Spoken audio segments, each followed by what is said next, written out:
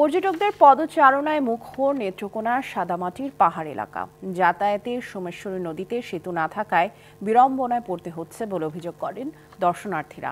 স্থানীয়রা বলছেন, পর্যটকদের আসার পথ সহজ করার পাশাপাশি অন্যান্য সুবিধা বাড়ানো গেলে বাড়বে রাজস্ব।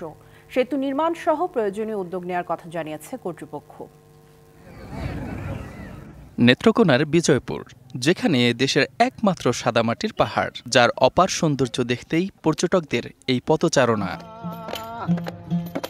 কিন্তু সোমেশ্বরী নদীতে সেতু না থাকায় প্রতিনিয়ত হয়রানির শিকার হতে হয় পর্যটক ও স্থানীয়দের। দাবি উঠেছে সেতু নির্মাণের। চান সাদামাটির পাহাড় এলাকায় হোটেল মোটেল সুবিধা নিশ্চিত করার।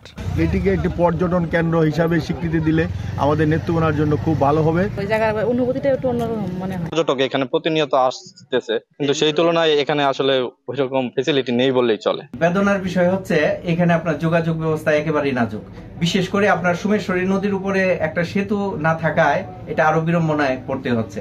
শিয়া বাটার ও ভিটামিন ই সমৃদ্ধ lily glam beauty soap. Lily, always beautiful.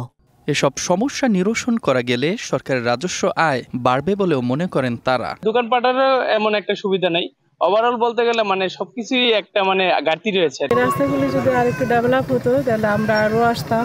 যদি এই সেতুটি হয়ে যায় এবং এখানে যদি হোটেল মোটেল এই ধরনের কিছু ব্যবস্থা গড়ে ওঠে, সরকার এখান থেকে প্রচুর পরিমাণ রাজস্ব আদায় করতে পারবে। বিষয়টিতে গুরুত্ব দিচ্ছে প্রশাসন, বলছেন নানামুখী উদ্যোগের কথা। সেতুগুলো নির্মাণের প্রস্তাব করা হয়েছে। ডিবিপি অনুমোদন হলে পরবর্তীতে আমরা দরপত্র কার্যক্রম সহ সেতু নির্মাণের কার্যক্রম হাতে নিব। নেত্রকোনার একটি ঐতিহ্য এই এলাকাটা, সে কারণে আমরা পর্যটন স্পট যাতে করা যায় সেই জন্য কাজ করে যাচ্ছি। মন্ত্রণালয়ের সাথে কিন্তু আমরা কথাও বলেছি। সোমেশ্বরী নদীতে দ্রুত সেতু নির্মাণের পাশাপাশি প্রয়োজনীয় ব্যবস্থা নিশ্চিত করা গেলে পর্যটকদের আনাগোনা আরও বাড়বে বলে মনে করেন স্থানীয়রা। DBC news desk.